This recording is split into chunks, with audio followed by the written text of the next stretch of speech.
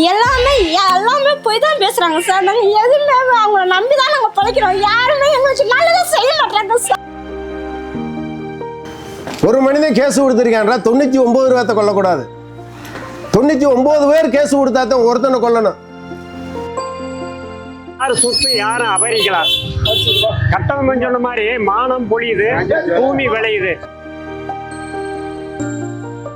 ஒரு ஊருக்கு ஒரு குண்டை போட சொல்லு, ராத்திரி 11 மணிக்கு போட சொல்லு, எல்லாம் செத்து போவேன். காலையில் வந்து 12 மணிக்கு எடுத்துக்க.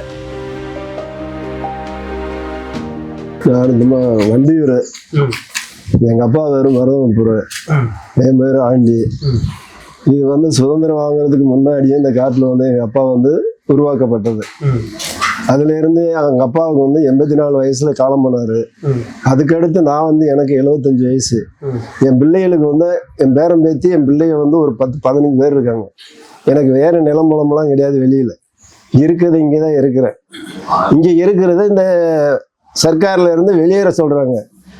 தேனி மாவட்டம் ஆண்டிவிடி தொகுதி வருஷநாடு பகுதி தும்மக்குண்டு ஊராட்சி. தும்மக்குண்டு ஊராட்சியில் முத்துராசவரத்தில் குடியிருக்கோம். தும்மக்குண்டு பக்கத்தில் இருக்கிற கிராமத்தில். ஆனால் அந்த பகுதியில் புலிகள் சரணாலயம் அமைச்சிருக்காங்க. அது எந்த அளவுக்குன்னு நமக்கு தெரியல. இந்த பகுதி மக்கள்கிட்ட எந்த ஒப்புதலும் இல்லாமல் அவங்க வாட்டுக்கு யாரை வந்து அதிகாரின்னு சொல்லி காலமெல்லாம் வந்து குடியிருந்ததை அவங்க அகற்றணுன்றது மாதிரி ஒரு சில வார்த்தையில் பேசியிருக்காங்க. நாங்கள் டிவி மூலியமாகவும் இப்போ ஆளுங்க பேசுகிறதையும் பார்த்துருக்கோம். என் பேர் சின்னசாமி. நான் முருகோடை, தேனி மாவட்டம் கடமலை ஒன்றியம் முருகோடையில் கிராமத்தில் குடியிருக்கான். எங்கள் அப்பா ஆத்தா எல்லாமே வந்து முருகோடையில் கிட்டத்தட்ட 3 தலைமுறைக்கு இங்கிருந்தே குடியிருக்கான். அப்படி இருக்கையில் நம்ம இந்த ஏரியாவில் வந்து வனத்துறை வந்து எங்கள் மேலே கேஸை போட்டு இந்த ஏரியா மக்கள் பூரா இங்கே வாழ்றதுக்கு தகுதி இல்லை, பூராமே வெளியேறிட்டு சொல்லுது. இருக்கிறதுக்கு அதிகாரம் இல்லை, நாங்கள் புலி சரணாலயம் ஆக்கிட்டோம். இது 51வது இந்தியாவில் 51வது புலி சரணாலயம் சொல்லிக்கிருக்காங்க. சொல்லி நீங்க வெளியேற்றுங்க. நான் இந்த புலியை பார்த்ததே இல்லை. புலியே எதையும் பார்த்ததே கிடையாது. கிராமத்துகளில் இருக்கோம், காட்டுகள்லையும் தோப்புகளில் தான் இருக்கிறோம். அதெல்லாம் புலியெல்லாம் அங்கெல்லாம் அந்த பகுதியிலே இந்த ஏரியாவிலே இல்லைங்கய்யா. ஒரு 50 கிலோமீட்டருக்கு அங்கிட்டு போனாலும் புலியில் பார்த்ததே இல்லை. இப்போ எனக்கு வயசு அதாவது 57 வயசு. புலிகள் பேர் தான் படத்தில் தான் வரைஞ்சிருக்காங்க ஒழிச்சு நாங்கள் பார்த்ததே கிடையாது. வீம்புக்காக இல்லை, உண்மையான நிகழ்வு அதுதான். பிறகு அதுக்காக நாங்கள் பார்த்துக்கிட்டு நாங்கள் இதை மறைக்கணுன்ற எண்ணம் இல்லை. அது உண்மையான நிகழ்வு. இந்த பகுதியில் அந்த புலின்றதே இல்லை. கடம்பங்குண்டு கரட்டுப்பட்டி காலனி எஸ்டி காலனியில் எங்களுக்கு ரொம்ப கஷ்டம். சாப்பாட்டுக்கு போய் எடுக்க விட மாட்டாங்க. ஃபாரஸ்ட் ரொம்ப கெடுபிடி, விறகு எடுக்க விட மாட்டாங்க. நேரு வந்து அடிக்கல் நாட்டுறார். இன்னைக்கு யாரும் பார்த்துருக்க மாட்டீங்க. பிசி வேட்டி அடிக்கல் நாட்டு விழாவில் வந்து நான் பார்க்குறேன், நேராக பார்க்குறேன். அதுக்கு முந்தைய காலத்துல இருந்து இந்த காடு இருக்கு. அதுக்கு அடுத்து எத்தனை பிரதமர் வந்திருக்கா, எத்தனை முதலமைச்சர் வந்திருக்கா, எத்தனை எம்பி வந்திருக்கா, எல்லாத்தையுமே நாங்கள் பார்த்துருக்கோம். இன்னைக்கு எங்களை வெளியேறி போக சொல்றதுக்கு இந்த சர்க்காரு ஒரு மனித ரூபத்திலையும் மனித தத்துவத்தில இருந்தா இந்த தீர்வை சொல்லியிருக்காது. நாங்கள் போய் அந்த விறகு எடுத்தாதான் கஞ்சி, இல்லைன்னா இல்லை. தேன் எடுத்தாதான், கிழங்கு, பூமி சக்கரை, இந்த மாதிரி பல மகசூல் எடுத்தாதான். ஆனால் நாங்கள் மலைக்குள்ள போறோம்னா வேற மற்ற பொருள், கறி பொருள் இதெல்லாம் நாங்கள் தொட மாட்டோம். சீவை செஞ்சு அடிக்க மாட்டோம். அது தப்பு. நாங்களே வன பொருளை வளர்க்குவோம். மலைக்குள்ள போய் தங்கிதான் வளர்க்குறோம். அதை போய் நாங்கள் அடிக்குமா, அடிச்சு சாப்பிட மாட்டோம். ஆனால் இந்த ஃபாரஸ்ட் வந்து ரொம்ப எங்களை கெடுபிடி பண்ணி, நீ மலையிலே தங்காத, நீ மலையில வந்து கறி புளி அடிச்சு திண்டுக்கிட்டு இருக்கிற, இந்த இப்படி சொல்றாங்க. அதெல்லாம் பொய். இன்னைக்கு வந்திருக்க பிரதமர், இன்னைக்கு இருக்க ஜனாதிபதி, இன்னைக்கு இருக்க நீதிபதி சொன்னாராம், இது பூராமே காப்பு காடு, இதுல பூராமே புலிச்சரணாலயம் அமைக்கிறது அப்படின்னு சொல்லி அவர் தீர்ப்பு சொன்னாராம். இந்த தீர்ப்பை யார் ஏத்துக்கிறது? அதே அறிஞ்சு புரிஞ்சு தெரிஞ்சு தீர்ப்பு சொல்லணும். உங்களுக்கு கரெக்டான காடும் இல்லை, நீங்க போய் சொல்லி நிலம் வாங்க பாக்குறீங்க. உங்களுக்கு நிலம் இல்லை, எதுவும் இல்லை. நீங்க அத்தாசம் இல்லை, உங்ககிட்ட எந்த அத்தாசம் இல்லை. காடு உங்களுக்கு எப்படி சும்மா நாங்க தருவோம்னு சொல்றாங்க. ஏதாச்சும் ஆதாரம் கொடுன்றாங்க. ஆதாரம் கவர்மெண்ட் கொடுத்தா தான் நாங்கள் ஆதாரமே கொடுக்க முடியும். பொதுமக்கள் விவசாயிகிட்ட போய்கிட்டு ஆதாரம் கேட்டா எந்த ஆதாரத்தை கொடுக்க முடியும்? கவர்மெண்ட் கொடுத்த ஆதாரத்தை எப்ப கொடுத்தாலும் வாங்குறதுக்கு விவசாயி வாங்குறதுக்கு ரெடியா இருக்கும். நீங்க ஆதாரத்தை ஒழிச்சு வச்சுக்கிட்டு எங்களை போய் ஆதாரம் கொடுன்னா நாங்க எங்க போறது? ஆனா நாங்க காடு வாசலுக்குள்ள எங்களுக்கு அடையாளம் போட இருக்குது. நாங்க அம்மி இந்த பாறையில தான் அரைக்குவோம். அந்த காலத்துல எங்க அப்பா அம்மா அந்த பாறை இருக்குது, மரம் வளர்த்தது இருக்குது, அடையாளம் மரம்லாம் இருக்கு. அதை வச்சு நாங்க காமிச்சாலும் இல்ல, நீங்க போய் சொல்லி நீங்க நிலம் வாங்க பாக்குறாங்க, அந்த இப்படி எல்லாம் சொல்லி உங்களுக்கு நிலமே இல்லைன்னு சொல்றாங்க. ஆயிரக்கணக்கான மக்கள் இருக்கு, எத்தனை ஆயிரக்கணக்கான குடும்பங்கள் இருக்கு.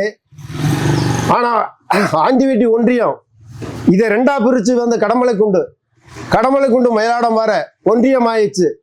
இதே தும்மக்குண்டு பஞ்சாயத்து முன்னாடி கடமலைக்குண்டு மட்டும்தான் பஞ்சாயத்து இருந்துச்சு. இன்னைக்கு தும்மக்குண்டு பஞ்சாயத்து. இதுக்குள்ள எத்தனை வாக்காளர் இருக்குன்னு தெரியும், இந்த அரசுக்கு தெரியும். நம்ம ஜெமினி பூமிக்கு முதல்ல இருந்தே தானே ஆளுகளே குடியிருக்கும்யா. நம்ம அந்நிய நாட்டுக்கார பையங்களா? கண்டமனூர் ஜெமினி இருந்துச்சா இல்லையா? கண்டமனூர் ஜெமி பூமியில தானே நம்ம வாழ்றோம். மொத்தம் 98 கிராமத்தை காலி பண்ண சொல்றாங்க. 98 கிராமத்திலேயே கிட்டத்தட்ட 98 ஸ்கூல் இருக்கு. 98 ஸ்கூல், ஒரு ஸ்கூல்லையும் 400 பிள்ளைய படிக்குது. 36,000 பிள்ளை ஸ்கூல்ல பிள்ளை மட்டும் படிக்குது. இப்படி பிள்ளைய பூரா எங்க போய் நாங்க வச்சிருக்குது? எங்க போய் நாங்க போய் பிள்ளைகளை பூரா பாதுகாக்கிறது? இப்படி அந்த மக்களுக்கு தெரிஞ்சு இந்த கலெக்டர் ஐயா அவர்களு, அந்த விஓ, தாசில்தார் இவங்களுக்கெல்லாம் தெரியாதா? மாவட்ட கலெக்டருக்கு நம்ம சதுர தேனி மாவட்ட கலெக்டருக்கு எத்தனை இருந்து தெரியும்ல? அவருக்கு தெரியாம யாருமே நடக்குமா? அவர் எங்கிட்ட வந்து சொல்லிருக்கலாம்ல? இப்ப என்னன்றாங்க, நீங்க கரெக்டுக்கே போக வேணாம், எந்த வேலைக்கும் போக வேணாம், நீங்க வீட்டுலயே இருங்கன்னா நாங்க சாப்பாட்டுக்கு எங்க போறது? ஒரு வருஷம் கழிச்சு 2000 ரூபா கொடுக்குறாங்க. அது கட்டுமா சார்? ஒரு குடும்பத்துக்கு 2000 ரூபா கொடுக்குறாங்க. ஓட்டு போடுறதுக்கு மட்டும் வந்துடுறாங்கப்பா. ஏய் போடுங்க எங்களுக்கு ஓட்டு போட்டேன்னா ஆணை பிடிச்சி பூனை ஆக்கி போடுறோம், பூனையை பிடிச்சி ஆணை ஆக்கி போடுறோம். எம்எல்ஏ இருக்காரு, எம்பி இருக்காரு, விஓ இருக்காரு, தாசில்தார் இருக்காரு, கலெக்டர் இருக்காரு, இவரெல்லாம் நம்ம பாத்துக்கிடுவான்னு நாங்க நினைச்சா லாஸ்ட்ல வேலியை பயிரை மேயிற மாதிரி இவங்க ஊரம் சேர்ந்து எங்களை பூரா மேயிறாங்க. நாங்க எங்கயா போவா? கூலி வேலைக்கு யாரும் கூப்பிட சொல்லுங்க, கூப்பிட மாட்டாங்க. எங்களுக்கு வள்ளிக்கிழங்கு சாப்பிட்டாதான் எங்களுக்கு வகுத்துக்கு நாங்க பசி அமர்த்த முடியும். எங்க பிள்ளைகளுக்கு வந்து பச்சை மண் இந்த இருக்கு, ஐயோ வயிறு பசிக்கு அழுகும் போது நாங்க போய் வள்ளிக்கிழங்கு தோணுனாதே எங்களுக்கு எங்க பிள்ளைகளை பசி அமர்த்த முடியும். அந்த மத்திய அரசு குழுன்னு வந்து பார்த்தாங்க. அவங்க நைட்ல இருட்டுக்குள்ளதே வந்து பார்த்துருக்காங்க. எங்க மக்கள் எல்லாம் யாருமே பார்க்கல, மக்கள் அனுமதியும் கேட்டதும் இல்லை. அவர் எப்ப வந்தாரு, என்ன நேரம் வந்தாருன்னு எங்களுக்கு தெரியாது. அதுதான் எந்த ஏரியாவுக்கு வந்தாருன்னே தெரியாது. அவர் பேச்ச கேட்டு உச்ச நீதிமன்றம் சொல்லிருக்கு. அது நீதியை நாங்க ஏத்துக்கிடுவோம். ஆனா இந்த வந்து பார்த்துட்டு போய் சொன்னாங்களே அவங்கெல்லாம் அது பொய்யான தகவலை சொல்லியிருக்காங்கன்றத மறுசீராய்வு பண்ணணும்ன்றதுக்காக தானே எங்களுக்கு ஒரு எண்ணம் வச்சிருக்கோம். இந்த ரோடு இல்லையா, கரண்ட் இல்லையா, வீடு இல்லையா, வீட்டுக்கு ரசீது போடலையா, நிலத்துக்கு பட்டாவுக்கு அதுக்கு ரசீது போடலையா, எல்லாத்தையும் போட்டுதான் வச்சிருக்கிறோம். வெளியில வாங்கி தரேன், மலையில இருந்து கீழே உங்களை இறக்கிறோம், வெளியில வாங்கி தரேன்னு சொல்லுவாங்க சார். ஆனா வாங்கி தர மாட்டாங்க. ஆனா பொய்யாதான் பேசுவாங்க. யாரு வீட்டை போய் நாங்க சோறு கொடுங்க, தண்ணி கொடுங்க நாங்க கேட்க போறோமா? இதை வந்து நம்ம குடும்பம் நம்மளை விட்டு நம்ம குடும்பத்தை இப்படி ஆக்கினா நம்ம என்ன செய்வோம்ன்றது அவங்களும் கொஞ்சம் சிந்திக்கணும். ஒரு நீதிபதி இருக்காரு, அவரும் ஒரு தாயகத்துக்குள்ள பிறந்து வருது. அவரையும் கொஞ்சம் யோசிச்சு பார்க்கணும். யோசிச்சு பார்த்து இவங்களுக்கு என்ன தீர்ப்பு சொல்றது, எல்லாத்தையும் ஆலோசனை பண்ணி தீர்ப்பு சொல்லியிருந்தாருன்னா இதை காட்டிலும் நல்லா இருந்திருக்கும். ஆனா அவர் இத்திக்க எடுத்தாரோ என்னன்னு அரசியல்வாதி சொல்லிக்க எடுத்தாரோ தெரியாது. இந்த வருஷநாடு பகுதியில் உள்ள மலை கிராம மக்கள் போறான், யாருதே எந்த மலையும் அழிக்கல, எந்த மலையும் எந்த மக்களும் யாரும் அழிக்கல. அழிய போற மரத்தை வந்து மருந்து ஊற்றி காப்பாற்றி அந்த மரத்தை உயிரை காப்பாற்றிக்கிருக்காங்க.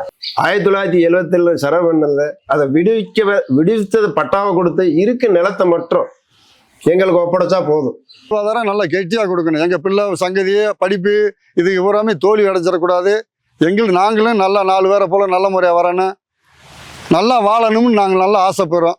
இந்த பகுதியில் ரோடு இந்த பட்டாவுதுக கண்டிப்பாக கொடுத்தாகணும்னு எதிர்பார்த்துக்கிருக்குமையா. இந்த மக்கள் எதிர்பார்த்துக்கிருக்கு.